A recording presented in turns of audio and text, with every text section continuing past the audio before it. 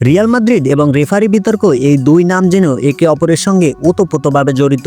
Atletico মাদ্রিদের বিপক্ষে ম্যাচের পর জুলিয়ান আলভারেজের পেনাল্টি নিয়ে গোলকিপার থিবো কোর্তোয়া সরাসরি বলেছেন, আমরা সবাই যেটা দেখেছি উয়েফাও ঠিক সেটাই দেখেছে।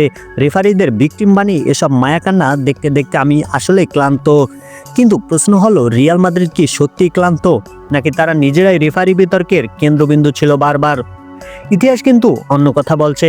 2024 সালে ভ্যালেন্সিয়া বনাম রিয়াল মাদ্রিদ শেষ মুহূর্তে জুড বেলিংহাম গোল করেছিলেন, যা জয়সূচক হতে পারত, কিন্তু রেফারি সময় শেষ হয়ে গেছে বলে গোলটি বাতিল করেন।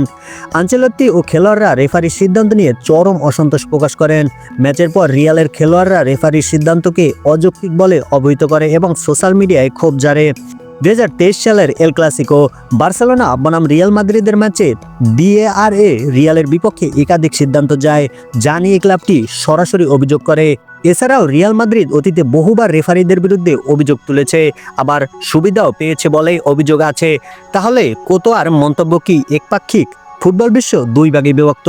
কেউ বলছে রিয়াল সবসময় রেফারির সিদ্ধান্তে সুবিধা পায়, আবার কেউ বলছে তারা বেশ কয়েকবার ভুল সিদ্ধান্তেরও শিকার হয়েছে। আপনি কি মনে করেন, রিয়াল মাদ্রিদ কি সত্যি রেফারির সিদ্ধান্তে ক্লান্ত, নাকি তারা যখন সুবিধা পায় না তখনই অভিযোগ তোলে? কমেন্টে আপনার মতামত জানান। ভিডিওটি ভালো লাগলে লাইক করবেন এবং চ্যানেলটি সাবস্ক্রাইব করবেন।